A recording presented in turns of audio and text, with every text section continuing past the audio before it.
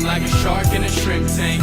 Big fish, small pond in the shrimp tank. When it's in your Welcome to the post-show wrap-up of The Shrimp Tank. I'm your host, Rich Jensen, along with my co-host, David Sims, and our special guest this week, Brent Metters, a multi-Domino's franchise pizza owner, has as many as 40 at one point. He sold off some of the others along the way. Domino's franchise shark. There you go. From shrimp to shark, a true shrimp to shark story here. Yeah, did they put shrimp on your pizzas?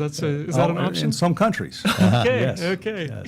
Hey, each week on the post-show wrap-up, we like to bring you the highlights of our conversations with our guest. We just completed a great show, so you want to go to arkansas.shrimptankpodcast.com, catch the entire show.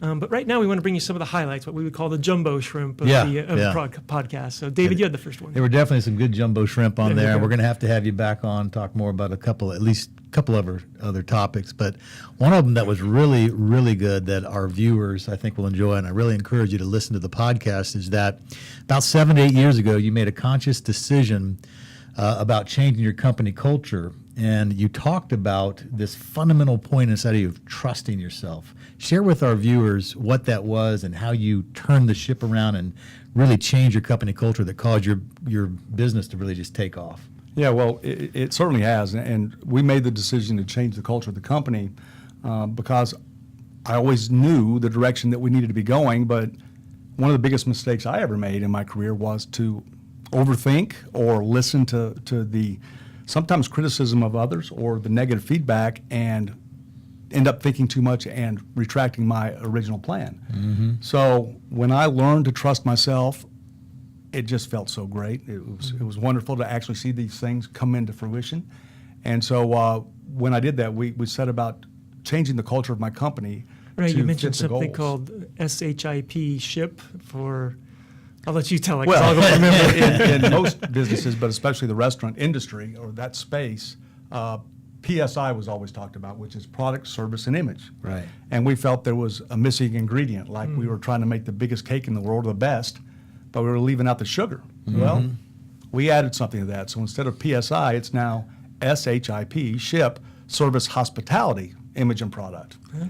And it took really a huge effort, but the way that we, to oversimplify it, changed the culture was we knew that processes and procedures and all this training over and over and over again was just not going to work with our group.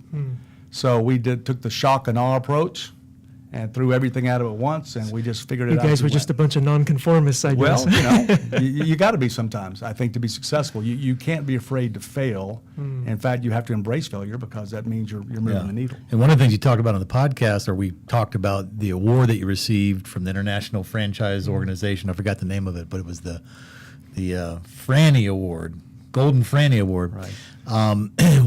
You've talked now. You're kind of a leader in Domino's and have talked worldwide about this culture shift, this ship that you have, and your friends first and then business second.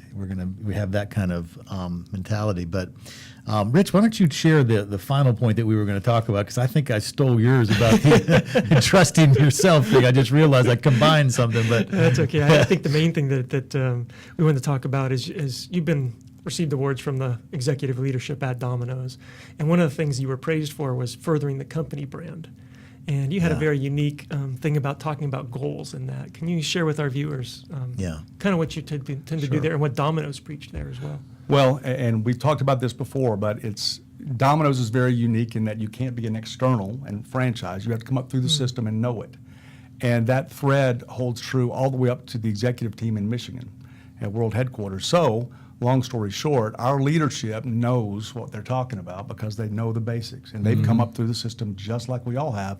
So we're on the same page. So when we set goals, we know exactly what we're talking about, and we're aligned, and we know we can accomplish those things.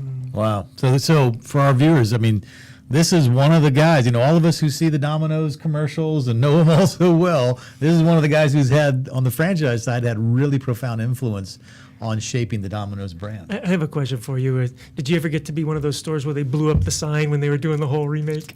No, I was usually ahead of the curve on that, so I already taken didn't care of get to blow anything up. It would have been fun, though. I always thought that's the kind of job I want on TV. Yeah, I would Blow like to stuff have one of up. those big wrecking balls coming through. I like that one commercial. It was really good. Very effective. There Very you go. effective. Hey, Brent, we want to thank you so much for coming on the show today. For those, you mentioned everyone that becomes a franchise owner actually comes up through the process. You started as a delivery driver. So someone who is looking to get that experience, maybe move their way up, become a manager, and ultimately a franchise owner, what's the best way for them to get a hold of you? In particular, if they want to work in one of your stores, since you're like in the top 1% in the world, they could learn a lot from you. So. Yeah.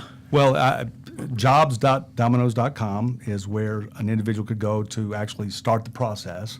But if there are some higher level questions or somebody wants to get a hold of me directly, it's pretty easy. My email, brent.metters@mandgpizza.com. Okay. M-A-N-G, that's M-A-N-D-G, pizza.com. That's correct.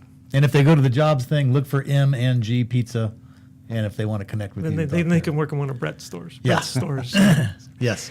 Hey, we've had a great show and a great podcast. I encourage you to go to arkansas.shrimptank podcast. I've had laryngitis all week too, or all day. Go to arkansas.shrimptankpodcast.com. Download the full podcast. You want to hear from one of the very best when it comes to franchising. And until next week, stay safe. And remember, in the business world, to become a shark, we all start out as shrimp.